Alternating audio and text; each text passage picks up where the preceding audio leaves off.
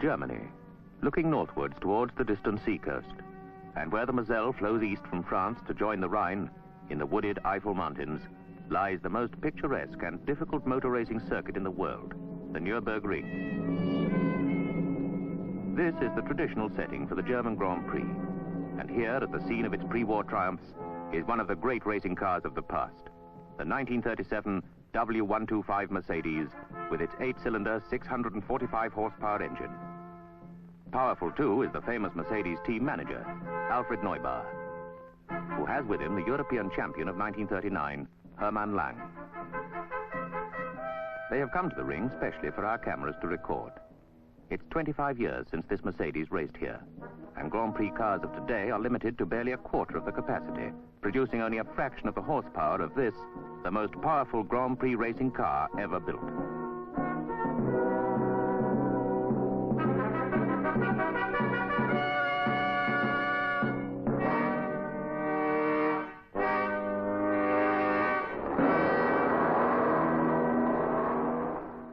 The Nurburg Ring is made up of 14 miles of road specially built for racing and high-speed testing.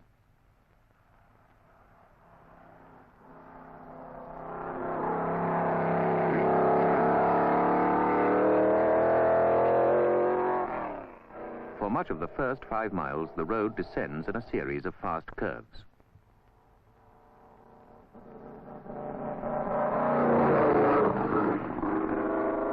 The town of Adenau is nearly halfway round at the foot of the circuit.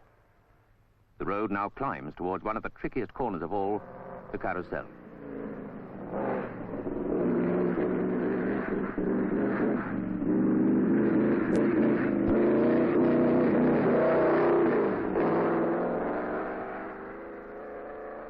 Lang is coming round for another lap, and this time you will sit behind the wheel and hear the 1962 World Motor Racing Champion Graham Hill giving his impression of the finest of all motor racing circuits.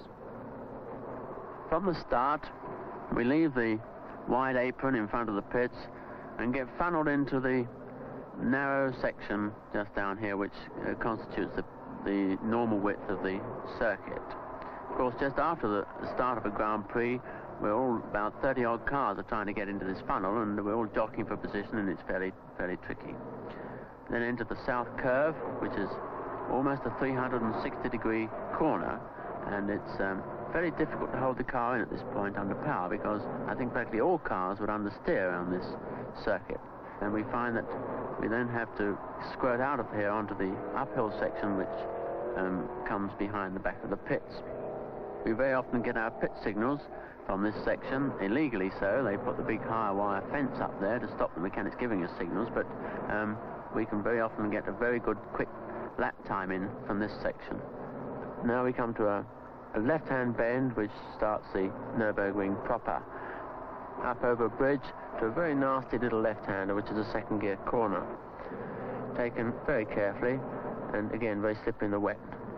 A very fast downhill section where we're reaching speeds in the order of about 130 miles an hour.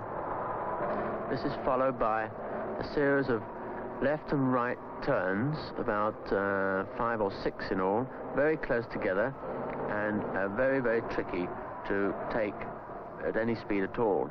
And it's most important to get the exit right from every corner. So I think a smooth flow through these series of corners would give one a better lap time. As you can see, the cars are eroding away the edges of the circuit here. We're trying to pinch every available inch of road here to straighten out the corners. There's a good example there. He just touches the dirt and a little puff of dust rises. And we're trying to do this all the time. Of course, it pays to be extremely accurate on this circuit and have the following corner in mind. Now, this is the last corner of these series of left and right-hand corners, and it's a right-hander followed by a left-hander, which is slightly downhill and slightly banked, and then we burst out of the woods to quite a good view if we had time to look at it. And we go rushing down over a couple of bridges until we come to a section called the Flugplatz, just here in front of us. Practically all the cars leave the ground at this point. It's an extremely tricky corner because it's followed up by a very fast right-hander. And it's you have to make sure that you haven't gone too fast and get out of control when you're in the air. so that you don't get time to get stopped for the next corner. We're now entering a very fast downhill section. This point here is about the fastest part on the circuit. It's downhill, and we get up to about 150 miles an hour. It's even quicker than down the straight. And it gets very tricky stopping because we have to brake on a rather fast left-hand corner. The surface here is very bad, as you can see from the camera shake. This is the Foxrue, fast downhill section, left and right-hand corners, all concealed from view. It was on this section in the practice for the 1962 Grand Prix that I met with a slight accident when I ran over a television camera that had dropped off another car. I hit the camera just about here, it held my oil tank, and I spun off into the ditch on the left-hand side on my own oil. I went burrowing down this ditch behind those hedges like a giant mole and ended up about here, still fortunately up the right way. We now come to another section in the woods. The corner's gradually getting slower and slower until we reach this part here, which is about one of the slowest corners on the circuit, with a sort of skyline view. And we drop into second gear here, and it's very easy to overdo it as it's so slow. Now we come to the downhill section going down to Adenauer Gate. It's a very fast section, but you need to be extremely brave to go down here very quickly. The corners follow one another in quick succession, going around the side of the hill, and if you can, you try and set the car up into a giant drift to drive the car through all these corners in one smooth line. This is a little bridge that must not be confused with the Adenauer Gate one. The approaches are very similar, and I'm afraid one or two people do make mistakes. And you can probably see one or two little holes in the hedges, which shows where they actually left the circuit. This you have to hug right into the hedge. It pays to touch the actual leaves of the hedge with the left-hand wheel. And now we're approaching the Adenauer Gate, which is a fairly similar approach to the little bridge we've just seen. Very fast.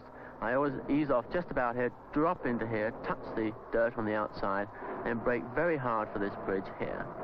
And then set the car up into the left-hand corner and hug the inside of the track very closely here. And over the bridge and away up to the uphill climb till we reach, again, the full height of the Nurburg Ring circuit. Now straight into the carousel. One gets very heavy due to the extra G-load on one's own body weight, and the car gets thrown around. It's very easy for the car to slip out of this banked section, and then, of course, you go straight through the hedge like a stone on the end of a piece of string. This is the Swallowtail, which is a smaller version of the carousel. Being less banked, it's even easier to fly out. Now, this is the straight between two very tall hedges. It's fairly narrow. One would imagine that one would get to speeds of about 170 miles an hour on this very long straight. In actual fact, it's climbing all the time uphill, and it also dips. It's in fact called the switchback. The cars go up and down through little sort of rises and hollows, and it is, on occasion, some of the cars that one is following actually disappear from view.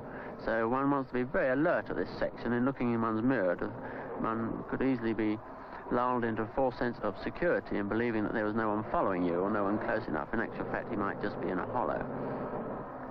We approach a very, very tricky corner at the end of this straight, which goes up under a bridge, and the cars actually leave the ground, and just as they leave the ground here, we've got to turn left. The car is very, very light, and the road drops away, making the position even worse.